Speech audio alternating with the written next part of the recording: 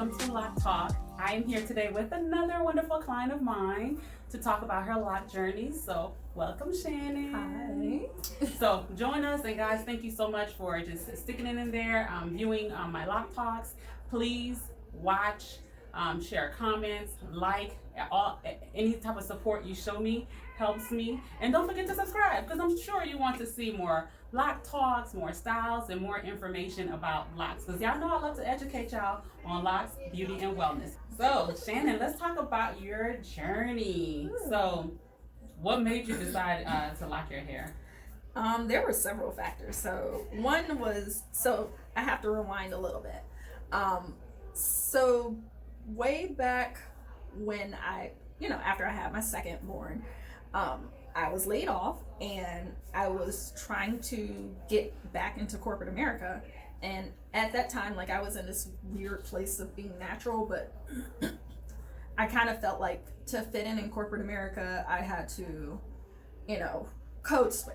I had to appear with the long, flowing, straight, relaxed hair. So before I went on interviews, I went and got my hair restraightened, did the relaxer. Wait, so you went natural and then went back to relaxing your hair? Yes. Oh, wow. And okay. Yeah, I don't recommend that. The pressure, man, the pressure we go through as Black women. Yes, but, I love the company I'm at now because when I got there, one of our VPs, she had her natural hair out. And as I started meeting more senior leaders, they had their natural hair. And it was like, oh, okay, it's okay for me then to be my authentic self. Mm-hmm. It's weird just being in a workplace and feeling like you have to present a certain thing to be accepted. Mm-hmm. And so when I started considering sister locks, I was doing my daughter's hair and I went to a store to find hair care products for her, and I was so frustrated walking through the aisles, and it was like all these products are water, majority water. The first ingredient is the main ingredient that they put on the bottles. Y'all gotta read those bottles and know what is going into your hair. And it was just like all these different things, and my daughter's hair is very unique to say the least. So it was hard finding a product that would work for her, but that was when I thought about it, I was like, it's too much money that I'm spending for mostly putting water in my child's hair. So then I was like, and I'm also doing the same thing to myself. So I'll never forget, I went to talk to my husband and I was like, I am getting rid of my relaxed hair. I bought some hair scissors and I went into my bathroom and I cut my hair off. And I had the cutest little fro you could ever do. So you had that teeny weeny afro. Teeny weeny. And I wore it to work a few times. Really? People thought it was cute. And I will never forget, I walked into my director's office, and she's the woman that hired me. And she's older white lady, probably old enough to be my mom. I call her my work mom anyway. But I'll never forget, she asked me, she was like, can I ask you something? I said, sure. We had a good relationship anyway. She was like, can I ask you about your hair? And I was like, yeah. She said, why did you cut it off? And I explained to her, I was like, I felt like coming into corporate America, I had to present myself a certain way to be accepted. And I started seeing things around this company that, gave me that space to say, you know what, I can bring my authentic self to work. Mm-hmm. And so she looked at me and just said, I am so glad you did that. Your hair looks so beautiful. And so as I, wow, started the journey, being able to get that from someone who completely different realm, different space, and getting that support. And that's why I call her my mom. Ever since then, I'm like, this is my mom because she wants me to be myself. She encourages me to be myself. She curbs me when I need to be curbed in, and helps me to be myself, my authentic self in the workplace, while also being awesome at my job. And so when I made the decision to get locked, first I had to beg you, Pauline, because you were expecting. And yes, I think I locked you when I was 8 months pregnant. Yes, you did. Well, we did I was 8 months pregnant because we locked your hair in September, and I had my son in October. Yep. And I bribed you with those lip sticks. You're doing my hair before you drop this baby. I bribed you with milkshakes. You did. You brought food. You bribed me with a lot, and you know I like food, so you did. But for me, it was like I had 2 small kids. I couldn't keep up. It was a lot trying to, I loved my fro. I loved everything that was going on, but it was hard to like maintain it and then try to figure out different styles that worked with it, while also like trying to get 2 small kids up and out the door and then off to work and everything. So it was a lot of just me trying to find a way to still feel pretty, because I think the tendency can be to kind of like, oh, I'll just throw on whatever, slap on some lipstick, out the door. But like, one thing I love and appreciate about my husband, like the way we function is like, he gets up and takes care of the kids, get them ready for the morning, and he said that the mornings are my time to do everything that I need to do to prepare for the day. Wow. Yes, I got a good one. But so with that, it was like I found myself spending a whole lot of time on my hair and then trying to find the right thing. And I was just like, you know what? I like the Sister Locs look. I loved your look, Pauline. And I was just like, I want my hair like that. Had to do a little bit of negotiating with my hubby too. Because he wasn't on board at first. No, he was not. And he was honest. He was like, when he thinks of locks, he thinks of the thicker ones, and like his mom has them, his aunt has like he has several family members that have locks, even his brothers. And so his mindset was they were going to be really thick, and I was like, no, I'm gonna do the thin ones like Pauline has, the Sister Locs, and had to educate him in the process. So I got to learn while he was learning, and I brought my questions to you so I could answer them for him and everything. And then we started the process. So I honestly say, like, I wish I would have did it a long time ago. I mean, I know my hair would be like down to my knees probably, but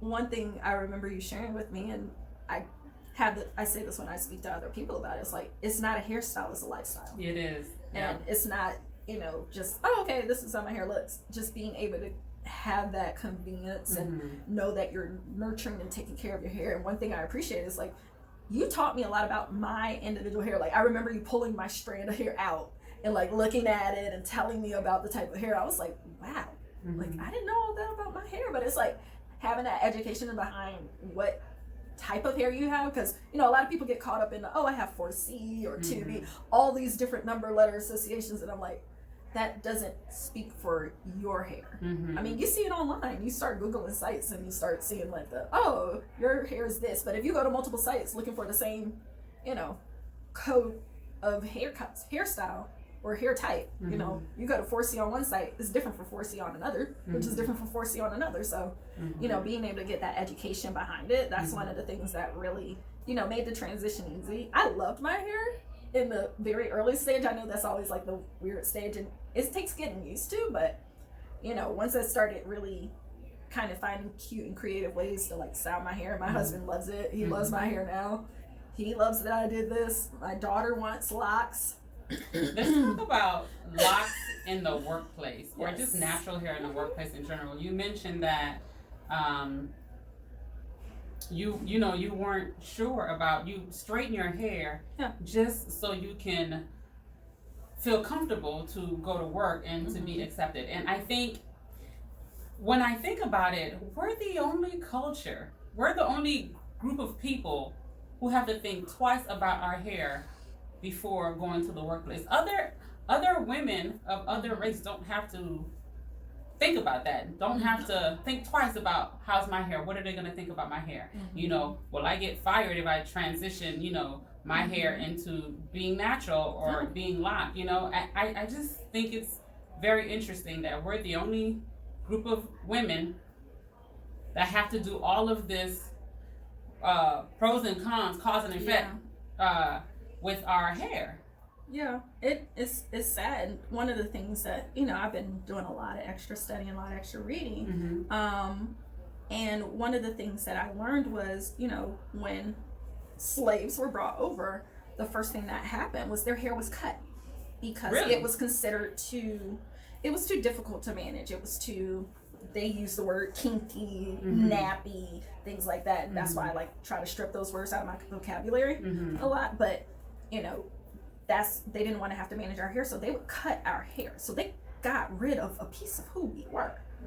And you kind of see that continue to perpetuate itself throughout time, where you know, love her to death, think she's great, inventor Madam C.J. Walker, but it's still that piece of like, you know, it's that I have to make you look a certain way. And I don't think that was the intent. It was like, we need products that are made for us, for our type of hair. But as, you know, advertising stuff, you know, marketing, that's my forte. When you start looking at advertisers were explicitly putting out there that straight, long hair. And you see that throughout ads. One of my favorite actresses from How to Get Away with Murder, she's in a makeup ad right now. And who, Viola Davis? No, not Viola Davis. It's the other Asia. I can't think of her. Is it the other black girl? Yes. The one the that's really smart one. Yes. Like, the really smart direct one that I love, because I'm like, oh my gosh, it's like me on screen. She's tasty. I love it. But I saw her in an ad, and you know, all the other women, different ethnicities, I'm glad, you know, for the representation, but they all have the straight long hair. And it's like, that's nice. No knock against that, but where you don't see a lot of representation in terms of your natural hair. And a lot of our hair was stripped.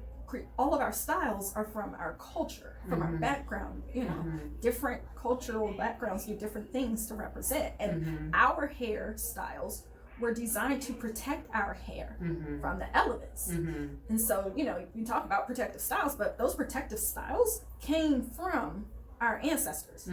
And so, you know, having to add that in the midst of, you know, joining a corporate environment where it's very, you know, where somebody might look at your hair, or, you know, you get those few people that go too far and touch your hair. And we've had those discussions at work about, you don't touch somebody's hair. And even now I tell my kids, I was like, I don't care who it is, no one should touch your hair without asking you, unless they're styling it and you know when mom and dad are working on your hair, because we make it very clear that we are about to. But I'm like, no one. I was like, not even family. You make sure you get permission. But just being able to kind of help people fully understand. I had a coworker who I actually was telling you about her a couple of weeks ago, because she asked about locks. And I had a really great conversation with her, because, you know, she was Caucasian, and she said, I used to have locks. Well, her words were, I used to have dreadlocks, but I took them out because I didn't want it to be perceived as cultural appropriation. And, you know, I was like, hey, mad respect for you. You have to feel good about the decisions you made. Now, me, I don't have a preference either way, but I was like, I want you to understand the history and the why prior to you saying, okay, this is the decision I'm gonna make. Because I don't want to say, oh, well, this is just our thing that you're taking. Like, I don't view that particular thing that way, because I don't know her hair. She might need more protective styles. She might need something that's not manageable. Like, I don't know. But, you know, she knows her day to day. But understanding that, you know, there was an opportunity to, one, like, have a conversation to educate, but two, it creates an ally. So you have someone else that goes out there and says, when one of their friends say, hey, I'm doing this to my hair, she could say, do you know the history behind that? Let's talk about it. And I shared with her my journey. I shared with her about feeling like I had to assimilate to fit into the workplace. You know, and from there, it's like, she's making the decision to not do that anymore, to not put locks in her hair anymore. And she said, I did it out of convenience for, during the pandemic, and she was like, I did it because I thought it was cute. She was like, but now that I know more about it, I don't think I'll do it anymore. I was like, okay, and that's your choice. But yeah, it's interesting, because I remember I've shared my hair journey with you guys in previous videos. I'll link it below if you guys want to see. But when I started working in corporate America, I had a relaxer. And I remember when I transitioned to natural, I was so nervous. And I spent hours just trying to make sure, although my hair was natural, that it still looked put together, you know? Because, you know, because I remember when I went natural, and then I wore a lot of my, I did the twist out. I did twist out a lot. And I remember, you know, the HR, you know, I work with predominantly Caucasians, and the comments, oh wow, oh, you changed your hair. Like it's all of a sudden just randomly popped now up in the it's morning. all about my hair. And then when I would put braids, oh, that's fun. And it's like, I never got that one. I've gotten that one. Like, that's fun. And so then I remembered that I wanted to transition to natural. I mean to locks. And my manager, she's African American, and so I respected her. And like you, I felt like I can go to her about anything. Yeah. And so I went to her. I was like, look, I'm thinking about locking my hair. And I know some of you guys be like, girl, why y'all asking permission or talking to people about it? It's just when you're in the workplace, it's a different... It's not asking permission, it's seeking that guidance. It's just, seeking that guidance, because initially, before I left the company, I wanted to grow with the company, and I didn't want, unfortunately, you guys know, your hair can stop you from advancing with a company. So I went to her and I asked her, hey, I'm thinking about getting locks. What do you think? Do you think that will affect me, you know, advancing in the company and all this other stuff? And she was honest with me. She was like, if you get locks, just make sure they're neat, make sure they're well kept. Because she's like, I know a lot of people who get locks and it's not, they don't really keep up with it. So she said, just make sure it's neat, it's well kept. I'm like, oh no, it'll be neat, because you know, I know I was getting sister locks. So basically gave me the support that I needed. But also told me, make sure you're doing X, Y, and Z as well. Because she was the one, she was natural, but she pressed her hair a lot. So you didn't know whether she had a relaxer or not, because she kept it pressed. And so I decided to lock my hair, but because with sister locks, you know, they're so small, a lot of the Caucasians didn't know that I had locks, because I kept it curl. I wore my Bantu knots, I wore Bantu knots for everything, and wore my hair curly. So because it was curly in the beginning phases, like in the beginning phase, they did not know that it was locked until, you know, later on. But even then it was like, I still got comments because it's curly. You can tell I'm still natural. You can't tell whether I'm locked or not. And so it was, I still got comments from them like, oh wow, that's different. Oh wow. And some of them knew, oh, when it started to get more mature, oh, you locked your hair. I'm like, But my thing is, y'all don't focus on other people's hair like that. But then again, we're always changing our hair. They can't do nothing with it. Well, I mean, so it's interesting, but why is the right? focus so on our hair? But it's interesting, right? Because, you know, in your situation, you had someone who was the same race as you and knew and could help you kind of like navigate and give you that pep talk. Like, my mom, she is white with really short hair that doesn't grow that long. Like, it's... Oh, when you say your mom is white. I'm sorry, my work mom. My work mom. Sorry. I should clear. After I said that, I was like, my mama is... But both my parents are African American. Yes, both of my parents are African. She's talking about her work mom. My work mom, she's white, and she doesn't know. Like, I didn't ask her about, like, what do you think or anything like that. It was just, you know, she asked me, you know, why I made the decision. So it wasn't, for me, same thing. It wasn't more asking permission as much as it was like, if I could have this conversation with one person who is a person of influence, they can have that conversation with others. And then they have that conversation with others, and you get that knowledge and education spread around your work environment, so that when people see your hair, they're like, oh, that's cute, and keep moving. Like they do with anybody else's hair. I do have a white coworker. She colors her hair regularly. And it's not like subtle colors. She'll do like blues, greens, purples, things like that. In the workplace? In the workplace. Okay. And she was... Nobody says anything? She was the senior manager. I will say, our VP did say stuff about it. Just kind of like, he was very more professional, decorum kind of look, like suit and tie type thing every day. And our company culture is just not like that. So it's like, yeah, you have to ask yourself, how do you want to show up? And, you know, now she's director. She got promoted, moved to another state, got director, still same company. Now, you know that would not have flown for us, right? That would not fly.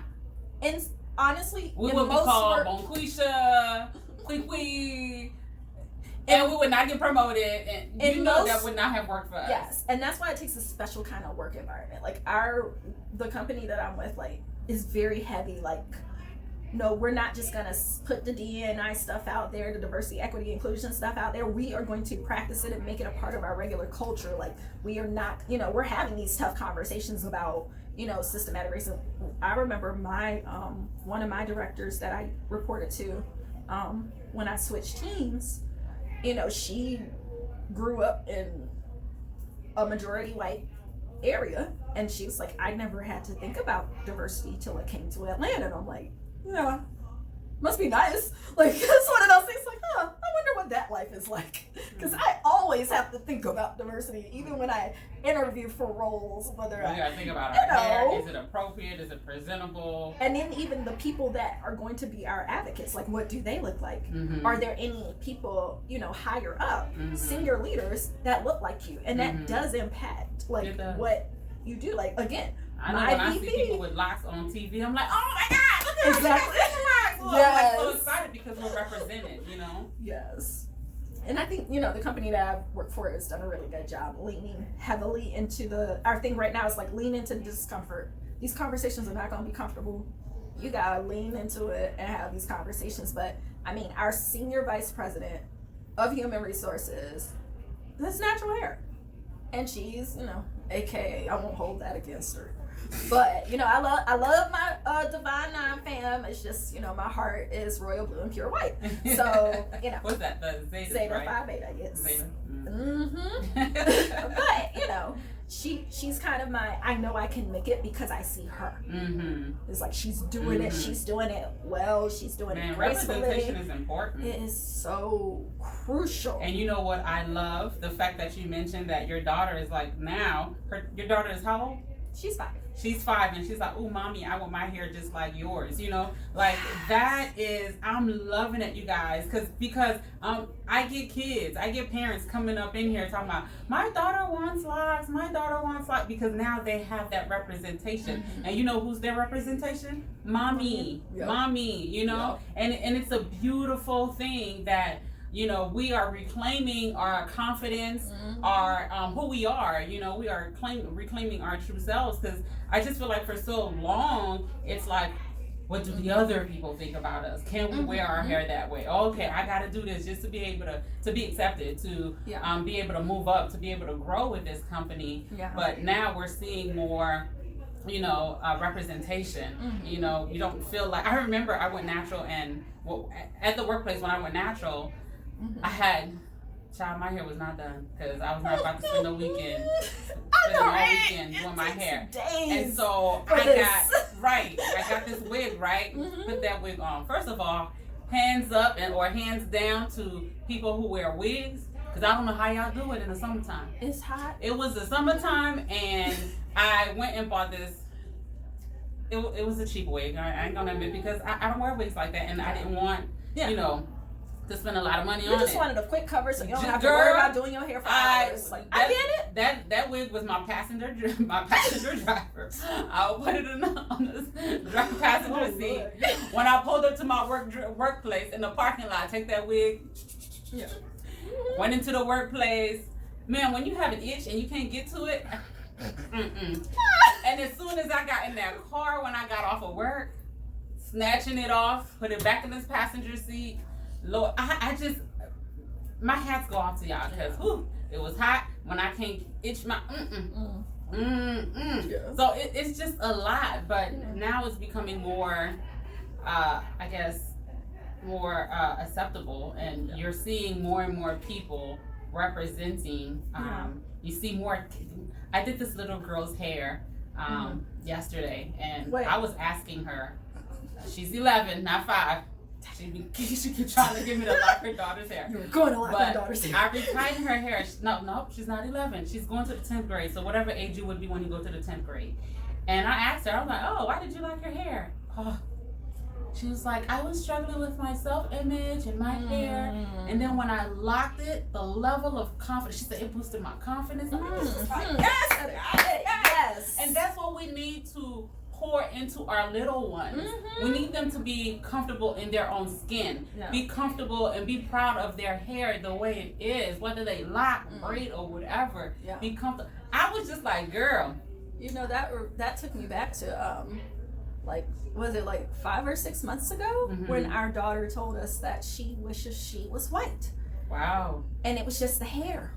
It was the hair. She didn't understand why her hair, I mean, this girl's hair is about as long as mine, but it's thick and it's curly, and you know, we're still finding that curl pattern with her.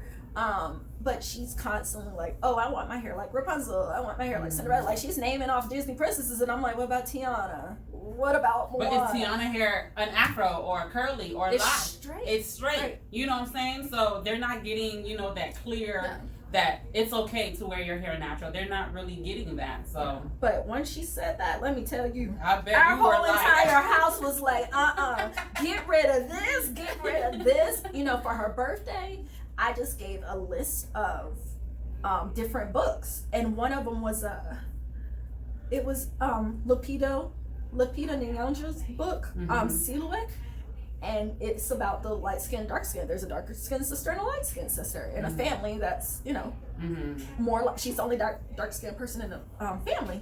And I mean, if you have not bought that book, whether you have a child or not, buy the book. And I'm not getting paid for this, but it's really good because it helps. Is it on Amazon? Yeah. I will put the link of it on in the description. Yeah, but it's so good. It really talks about the heart of the matter and how all those different things that make us unique are needed in this world. And, you know, we bought her that one. She loves that one. We bought her the I Love My Hair. We were watching the Netflix bookmarks that have like the different celebrities reading the predominantly black character children's books. I mean, and we bought the books. I mean, we don't just want to be like, oh, well, you just watch it on TV. Like, no, we want you to sit down, put this in your hands, read these words for yourself. Because some of them have affirmations that I remember going through the book with the different African American women. They have one on all the famous African American women with full bios and, you know, the different styles and all that stuff. And one thing, she was like, I want my hair like that. Girl, my baby girl begged me a couple of weeks ago. She was like, Mommy, I want my hair like Simone Biles. Yes, baby, I can do the French braids in the middle with the poof and everything. Or she'll say, I want my princess puff. And I know that she want her poof on top. And we've been doing like little braids on the side. Right now she got little braids in the back that hang. Just with her little puff. It's simple, it's easy, it keeps her hair protected. But I'm like, the fact that now she's looking at women, black women she sees, and saying, I want my hair like them. And yes, she's still like, I want my hair like mommy's. But you know, when our young people see that, like, how much more confidence and courage is going to be instilled into them, so that they won't have those same type of conversations I had to have with myself before entering corporate America, saying, will I be accepted? Do I need to modify this to be accepted? Why do we have to modify ourselves to be accepted? And that's what we're trying to, I want to help my daughter, you know, like, we don't have to shrink. We don't. But society makes us feel like we need to shrink because we are not desirable. When in reality, we are beyond desirable. You know, everybody want us. Everybody want a piece of us. Everybody want to be like us. But the young ones are not seeing that. And so we need to, I think it's just so important about what we say and how we say what to the younger generation. You know, I hear people say, oh, don't lock your hair. Your hair is too pretty for that. Okay. That's not how it works. You know, or, you know, locks are, or when clients come, oh, my husband doesn't really want me to get locks because he likes my hair straight. Yeah. Like, really? Like, isn't my hair? Okay. My hair's straight. I'm just saying. My hair's straight. The things that we hear, we don't realize the effect that we're having we internalize it. The effect that we're having on our self-confidence, just in our identity, you know, because you're telling me a piece of me, how my hair naturally grows out of my hair, is not desirable. So therefore, overall, you know, you're struggling with identity already. So it's just, we have to set the path differently for our upcoming generation. So when I see little kids embracing their natural hair, embracing their locks, desiring what their natural mama has, you know, it's just amazing, because that self-love is being taught, that self-love is being discovered, and they're not for too long we've fostered self-hate. And we don't realize it. Yeah. Because I get parents, I had a mom came to me one time, she was like, oh, she had 2 daughters. She's like, oh, can you lock this one, but not that one? Because her hair is more manageable and her curls are prettier. So I don't want to lock her hair. I want to lock this one's hair because it's natural. Wait, she said that in front of her children? And I'm just like, this is why we grow up with different complex. This is why we grow up, because our own parents are saying crazy stuff like that. Yeah. But it's not their fault. It's not the parents' fault because it's what they were taught. Exactly. It's what they were learning, that we're just constantly passing it on, and we were have brought to stop it. Over the boat, when our people were brought over here, yeah, we were told our hair was nappy, our hair was kinky, our hair was not manageable, and so their solution, cut it off. And then eventually relax it.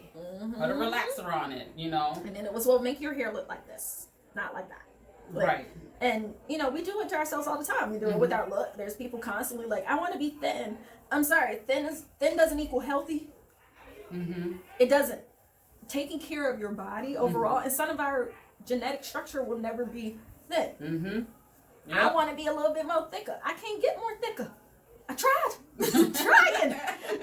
That's not my genetic makeup. But as long as I'm taking care of my temple, and that's also my well-being, my mind, my soul, my spirit, my body. Yes. I'm good.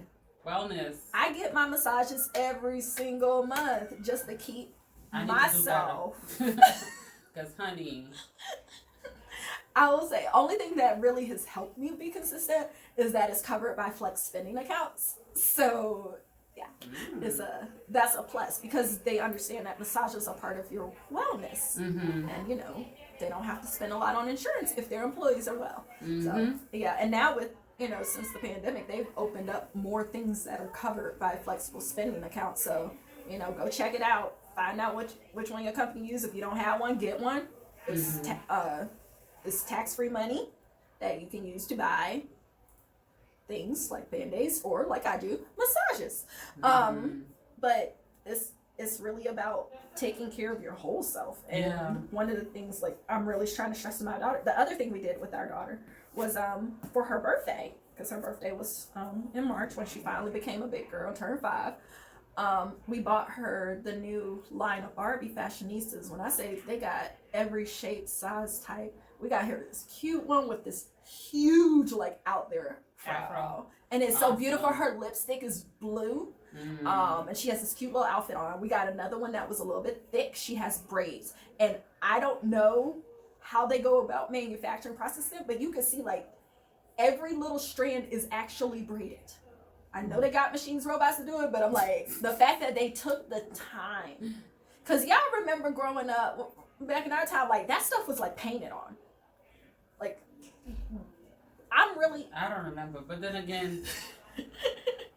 Or, like, it was like that thick bump, and then it looked like it was painted. Toys or stuff, you know, in the Haitian culture, they don't buy you. Oh, no.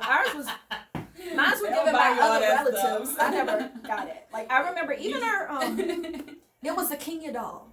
That's what really sparked a lot of discussion in our house because, you know, I'm darker than my other 2 sisters. They're much lighter than me because their fathers are much lighter. My father is very, very dark man. And so my mom purchased the Kenya dolls, but she bought my sister the dark skinned one, and she bought me the light skinned one. But same thing, the hair was straight. They had a little the little lotion you put in, and you know, the little song I remember, it said, "The magic lotion makes it straight." Like, it was like, oh, braid it. She looks like me. It's like, I understand what they were trying to do. It's just like, the fact that I remember that the whole goal of this doll was to just have straight or braided hair. Like, it's like, those are the only 2 acceptable styles. Like, it's ingrained in you. And I had my first relaxer when I was 8 years old. Wow. I had mine at 11. Yeah. And my hair was stuck to my scalp. I think everybody's like, I remember exactly the style that I got. Woo! I thought I was so burnt. I had like 2 ponytails. They put all the gel and stuff on the side. I had 2 ponytails and then a little Shirley Temple curls that they did with the hot comb that were crunchy. You know how they put all the extra stuff, they were crunchy. And I thought I was the cutest little thing you ever did see, but managing it on a day-to-day basis. And like my mom taught us how to do our own relaxers. So I was relaxing. At what age? You were doing 10. your own. At 10, you were doing your own relaxer? Yeah. My mom showed us how to do it, and we did it. And you didn't burn your head? No, I did not. But okay. it was a long day. It was a very long day. It was like, don't play nothing. And then it's like, oh, I want to go to the pool. No, I don't. Because I don't want to mess up my hair. Nowadays, I'm like, you know what? I'm going to the pool today. Listen, this is Locs. People be like, oh, it's raining. I'm like, I'm fine. I don't need an umbrella. I got this. Water don't scare me now. Exactly. Water don't faze me now. And even with my daughter, even though her hair's not like, we still go to the pool regularly. You know, we just do a quick little wash to get the chemicals out and then keep going about our lives. But I'm glad your daughter now has, you know, because my heart broke. I bet to hear that as a mom, you looking at your complexion in the mirror, you're looking at who you are, and you're like, wait, my daughter is desiring to be someone else that does not look like me. Ooh. And it's not, you know, at that That's age, it's not your yeah. fault. It's mostly, you know, the teachers, cartoons, the dolls, the TV, the toys. social media, Well, she's 5. She I mean, but yeah, but in general, all that stuff plays. I'm not that kind of mom. But yeah, it's like if you only see, that's why representation matters. If you only see other people that don't look like you doing stuff, you're not gonna think that you can do it. You don't feel like, wait a minute, this. You know, maybe, probably, or, you know, I'm 1 in a millionth chance of this occurring. And it's like, no, you're not. This can happen for you. You can be whatever. Yeah. So, you know, now she want to be a veterinarian / teacher / some pediatrician. I'm like, you know what, girl, do you. Right. Do it. Right. That's awesome, though. That's awesome. I love to hear stories like that. Woo. Yeah. So how long have you been locked now? How old is your son? I'm like, how do you okay. So he'll be 4 in October, so you're turning 4 in September. Yes. Okay. I will put her lock journey there for it. Because she started off with 4 inches of hair. 2. 2 inches? It was just 2. Oh, you're right. It was just tight. My curls were really, really tight. She started off with 2 inches of hair, and wow, look at all of this in about to be 4 years. So trust the process. I know people keep saying it, but you got to be patient. I had moments where I was like, but I want my hair to get to this process, and about getting locked. First thing I said, don't think, just do it. Yep. There's no time to think about this. There's nothing to think about. The fact that you're like, oh, let's do this, or you're thinking about it, just no one has regretted. I have not met anyone who regretted getting locks. Neither. I have not met one soul, and I have tons of clients. Yep.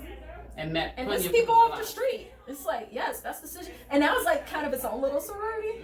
Like, because it's like, oh, you got lots, you got sister Locs. Like, oh yeah, you wanted me. Like, how long have you been growing your stuff? I remember meeting a young lady. She was a traveling, one of our traveling sales reps. And she came into the office one day. Older, probably about in her late 40s. Locks down to the back of her thigh. And she had colored it too, so like there was some red. But I was like, and it was sister Locs. And I was just like, a lot of hair. How long have you been locking your hair? She told me so many years. I was like, wow. I was like, I can't wait to get there. Now I'm gonna cut it. I've been trying to let my hair get longer, but the moment it start getting in my food, the moment it start, I have to pull it out of my shirt. Yeah. The moment it start leaving me behind, like it closing the doors and stuff, or I'm waking up out of bed and it's under my husband's back or something. I'm just like, yeah, I'm done. And y'all like, just put on a bonnet. These bonnets be slipping off. Not yours. Well, the new ones I have now, because I have the drawstring one. That has but the other ones that I had, it's just like, ooh, you put it on, you wake up, you're like, where's my bonnet? Where's my bonnet? Have your people seen your bonnet? No, I'm about to grab it. Oh, okay. Go right here. I'm about to grab it. Woo! Girl. The things that's special about Pauline's bonnet, she got the drawstring, okay? So you can adjust it to the size that you need it. And it's not at the top. It is reversible. Yes, I love that about it. But I mostly wear it on the blue. This is the exact color I have. Tell them what your daughter said about the bonnet. Okay. So I did buy my daughter a bonnet because I was like, yes, I got tired of buying the other ones for her, especially because her head's so tiny. I didn't want to keep buying, so I bought her a bonnet. You had her favorite color, pink. And so, you know, I had to cover her eyes, give her in a little bag. And when she opened it, she was like, my crown, you bought me a crown. And I'm like, yes, mommy bought you a crown. So every night at bedtime, it's like, I need my crown on. It's like, okay. And we put it on, and I adjust it after I put it on, depending on what style. Because the other thing, too, I like about the bonnets, and I don't want to turn this into a bonnet commercial, but I like it because, like, when I put rollers and stuff in her hair, or however I style it, it conforms to it. So I'm not, like, trying to shove, you know, the ones they make for little kids, they're so tight around, but they're so tight all over that you really can't do anything. But because this is, like, adult size, but can cover the head of a kid, like, it's so much easier. So, like, when I put rollers in her hair for the last day of school and all that, because, you know, you guys seen your baby looking fly for the last day of pre-K. You know, she, like, I didn't have to fight with the bonnet because she had one of these lovely ones. So, if you don't have one, get one. I mean, I throw it in the wash. I throw it in a little garment bag. Throw it in the wash. And, you know, to keep it fresh. Bada bing. And what is it? Bada boom. Bing, bada boom. Bada bing, bada boom. Yeah, I'm terrible with phrases. I would jack up some phrases real quick. I'm like, look, that's my wash and go. That's my go-to. Awesome. And I did a hot oil treatment for her too, and put her in the bonnet, and it made my life easy. Anything that make my life easy, I'm gonna do, because we don't have a lot of stuff out there that makes our lives easy. I love how you just reassure your daughter and make everything about her hair an event and make it so special. Because a lot of times we don't think our hair is special. And as a little kid, when you're getting that fed into you, it does so much for one's self-esteem, self-confidence. Yeah, that's awesome. Yeah. But that's my little CEO in the making. That confidence is there. Yes. And it ain't going nowhere. Yes, and that's awesome, because who has time to shrink? Shrinking takes work, y'all. Yes. It literally does. It does. So I encourage you, you know, if you're thinking about your hair journey and you've been thinking about locks, but, you know, you're thinking about the workplace or you're thinking about what people will think, listen, do you. Yep. Do you. Do what makes you happy. Do what makes you feel confident. Do you. Don't worry about other people, because you're over here, you know, busy living your life for people and try to do things to make other people comfortable. Yep. And you're yourself being neglected. Yeah. No, baby. No. And honestly, like, be real with yourself. If it's not the best environment, change your environment. I think too many people are scared to say, you know what, this isn't working for me. It's not a healthy environment. Some of us just, you know, grit our teeth and take it. I mean, you got to be happy. And I think a lot of us kind of sell ourselves short with, you know, our job. We feel like, oh, I can't do this. And let me tell you, every single women's conference or anything that I sit on, they always say the same thing. And I am so tired of us having to say this. But if you see a job that you are interested in, you don't have to check all the boxes in the job description. You don't have to check all the boxes in the requirements. If you want it, apply for it. I'm tired of hearing the statistic about women are less likely to apply with roles unless they hit all the boxes with men. I was like, we got to end that quickly. I was like, let me tell you, the job I have now, I don't know half the stuff that was put out there in the job requirement, but they trained me. They trained me to do. I think about when you know, when I was engaged, I was working on my MBA. And I went to work for a dental office. My mind, I went in there, applied for a receptionist job, because I was like, I can do school and answer phones to pay the bills. They ended up, when I interviewed, they liked me. They called me back and they were like, we like you, but we want you to work with the patients. And I was like, what do you mean? They were like, we want you to be a dental assistant. And I told them, I don't have education for that. And they said, we'll train you. I said, okay. And I was a really awesome dental assistant. So I'm like, don't sell yourselves short. I'm tired of my women, my black sisters, selling themselves short because they don't have this degree, or they look to this person who has, you know, well, this person is, you know, CEO, she's done this, that, and so I need to do the same thing that she does too. That's not how it works. Use those stories as inspiration, not imitation. That's what the focus needs to be. Find what makes you happy and go and do it. If running your own business makes you happy, do it. But a lot of people say, oh, well, you need to have your own business. It's not for everybody. It is not for everybody. Woo! I enjoy working in corporate America. That's the only reason I ain't left. And I have my catering business and my marketing business. Like, I just enjoy working in corporate America. I get a lot of things done that help impact the future for my children, your children, everyone's children. But, it starts with just how you think about yourself. If I went in there saying, oh man, like I don't have this, I'm in a completely different industry that I walked in day one, knew nothing about. It took about a year to learn that company.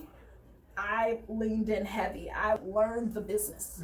And once I learned the business, I started understanding how I could add value, because that's the second part. You got to add value to get to those areas. And everybody don't need to be a CEO.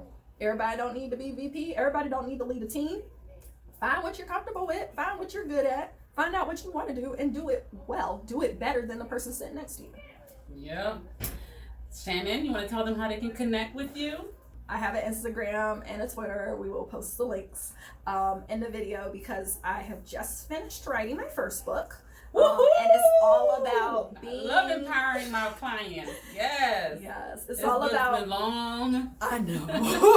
It's been long overdue. But it's going to be about being your biggest fan, and just how you need to be that person first, to believe in you and invest in your future to be the person you desire to be. Yes, and baby. Putting those people in your network. So yeah, when it comes out, I will provide the Amazon link, but just preview. You'll get little snippets on my Instagram and on my Twitter account. Awesome. And, yeah, I'm excited. I'm excited for you. And follow me on LinkedIn too. I'm happy to connect with people just about different things, because she can help you get a job if you don't have one. I really can. she got the plug. Not even that, like, even if it's not like me connecting with the person, like, I love to just sit with people and kind of like understand their career journey and where they want to go and help them map out that thing, because that's one thing I realized is missing. And it was my little brother that kind of helped me realize this, because he had posted something on Facebook saying, he's been in and out of the prison systems. And one thing he expressed, he was like, I want to get my life together. I want to go to school and do this and do that. And, my response to him initially was, you can do that. And then I stopped and I sent him a second note saying, and if you need help figuring out how to, come talk to me. Because I think it's easy for us to be like, yeah, sure, go ahead. Yeah, you can do anything you put your mind to. But how do I know how to do it if I don't have anybody guiding me? And we need that guiding light. That's why I call Phyllis my work mom, because she guides me when roles come up, positions come up, different things come up with coworkers, and I need help. And I feel like, oh, this is serious. And I can be real with her. As real as you and I are talking, that's how I talk with her. And she does the same with me. And it works because she's been in the industry longer. She knows things that I don't know. And she knows people that I don't know. So she can say, oh yeah, this is how this person communicates. This is how this person operates. And I use that knowledge to benefit me, to leverage the situation so that I can get what I need or what I want. So, there's nothing wrong. I know some people be like, well, white people always da-da-da. No. Let me tell you, your best ally, a black woman's best ally in the workplace is a white man, older white man. And I got several of those, but because when they see how awesome you are, and we know just because of systematic things and structures that is mostly older white men at the top, like they help being that sponsor, being that advocate to say, wait, no, this person may seem this way, but let me tell you how they really are. Because we're always perceived a certain way. Black woman in the workplace, she got a bad attitude, she moody, she bossy, da. But you tell another guy he's bossy and it's like, oh, that's great, we want that from him. Our stuff, the things we do get labeled different because of us being women and us being women of color in the workplace. And so just making sure that you have those people that know you, that genuinely know you, not that you're, trying to assimilate, but you have somebody in your corner Those are the things that help you to be your best self. Those are the things that help you to be your biggest fan, to say, okay, what can I do? And that was usually the next thing I asked. I said, how can I do this different in the future? Because you can't do nothing about the past. You got to let go of that. How can I do this different in the future? Mm-hmm. What is it that I need to do to, you know, change the narrative, change that perception? Not that you're trying to get them to accept you, but make it clear, like, this is how you work, and this is what your personality is, and this is how they need to interpret the things that you say, not off of what they think, off of the stereotypes, off of their own experiences from other people. They need to know, no, when Shannon says this, this is what she means. And most of the time, I'm gonna tell you, I don't mince words in the workplace. I'm direct. I say what I say. Now, you know, again, that's one of those things of, it could be perceived different ways, but people that know me and know how ambitious I am, and how, you know, at the end of the day, I don't have to steamroll people to get to where I want to be. They know me and they accept me as who I am, and I accept me as who I am, because it's important. Again, accept you. If you one of those direct people, if you're loud, accept it. There's nothing wrong with it. It has its time and place. There's a way to do it. But accept who you are, because if you're not accepting who you are, why should you expect other people to accept you? Real talk, real talk. But y'all, thank you so much for joining in on Loc Talk. I know we shared a little bit of everything about every little thing, but hey, as y'all know, I am here to help. I am here to help you along with your lock journey and help you with just your locks, your mindset on beauty. And as well as wellness. So, thank you for joining. Love you guys.